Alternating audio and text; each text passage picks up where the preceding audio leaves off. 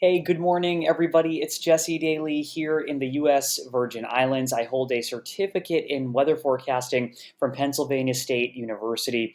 My friends, I wish that I had better news to report today, but unfortunately, the situation for Jamaica and areas of the Western Caribbean is very dire today on October 28th.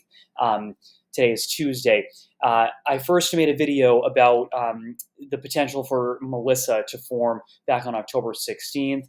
Here on the 28th of October, we have a major Category 5 hurricane. The winds have actually increased to 180 miles per hour. I'm going to show you that. That's brand new information that just came out from the Air Force Hurricane Hunters. But we're going to walk through this very quickly together just in case you are able to see this video, you still have power and internet in Jamaica. We're looking at a landfall in the next few hours along the southwest portion of Jamaica. This is the 8 a.m. update from the National Hurricane Center. We're looking. This is the brown area is the hurricane wind field, and the eye wall, the eye of the storm, the strongest winds.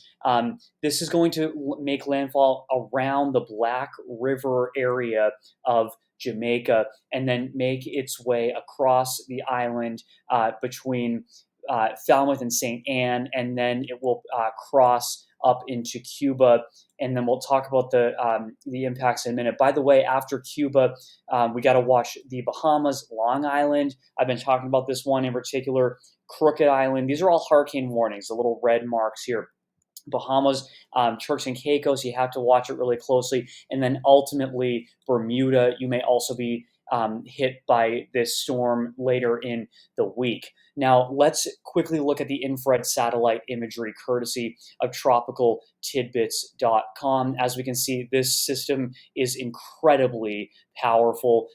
It is a worst case scenario, unfortunately, for portions of Jamaica. We're going to see widespread damage where the eye wall comes across, my friends. It is going to look.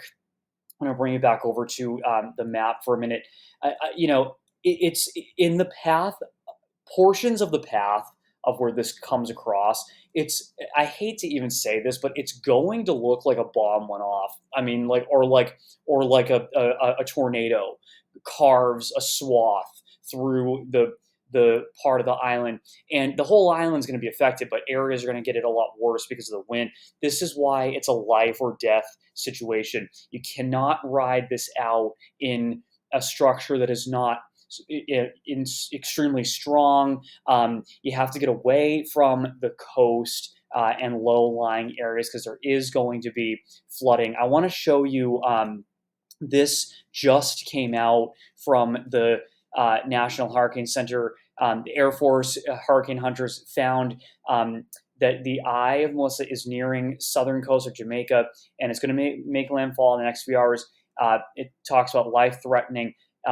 It notes that the Hurricane Hunter aircraft has found that Melissa is strengthening with maximum sustained winds of 180 miles per hour, and the estimated pressure has fallen to 896 millibars. That the lower the pressure, the air pressure goes, of course, the stronger the system becomes.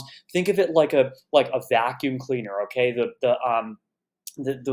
winds rush in towards the eye wall, and it goes up and then out.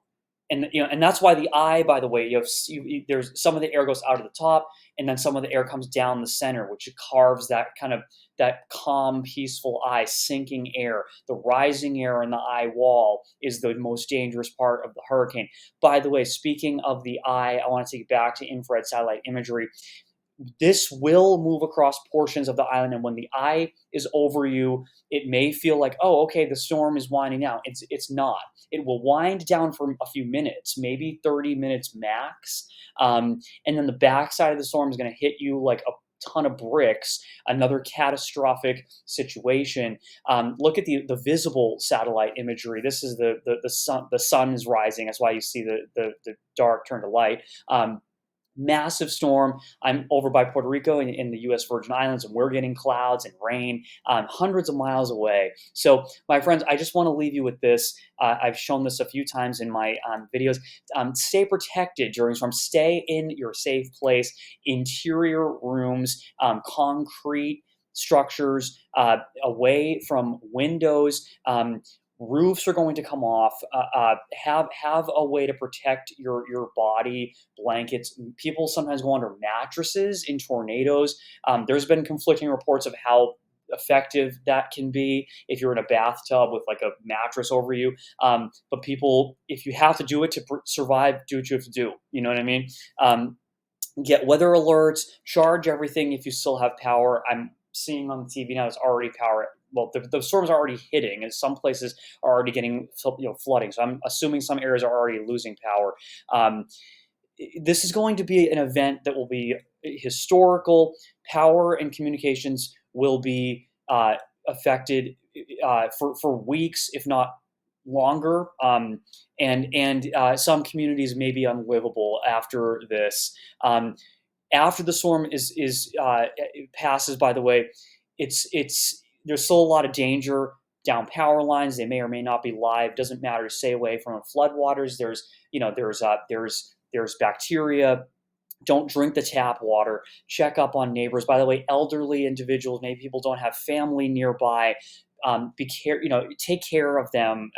If you see little animals, I've said this in every video, animals, stray animals, your animals, take them inside. Animals and people will not survive these kinds of conditions if they are in the path of this storm. Again, the whole island's going to get affected. Kingston, you're not going to get a direct hit, but you're still going to get a lot of impacts, flooding and wind. It won't be as intense as the eye wall, but it's still going to be really, really bad. Then, Cuba. Last thing I want to show you, my friends, is the key messages from Hurricane Melissa. This underscores the seriousness of what we're talking about. Jamaica, Haiti, and the Dominican Republic, Eastern Cuba. The times that this mentions catastrophic and life-threatening is numerous. And it actually mentions in Jamaica, failure to act may result in serious injury or loss of life. Southeastern and central Bahamas and Turks and Caicos, this is coming for you later in the week. Please get your preparations done. These are low-lying islands. Bahamas, Turks and Caicos, very flat islands, different topography, much different from the Jamaica and even where I am in the U.S. Virgin Islands. So, my friends, the last thing I want to say here is, I know this is scary. I live on an island, and it feels like, hey, you're kind of trapped. You know what I mean? You will get through it, but take a minute at a time. Watch out for each other. Have a first aid kit, because if you get hurt, there's not going to be a way likely for medical individuals or emergency rescuers to get to you. Have a first aid kit. Be as safe as you can, and just know that you're strong. You're going to get through it. Get your little animals with you. Get a blanket for them, and you're going to be okay. But I'm sending you my love, and please follow the National Hurricane Center and your local authorities, and sending you all my love and light, and I will keep an eye on the tropical skies come rain or shine. Thank you very much for watching this video, and stay safe.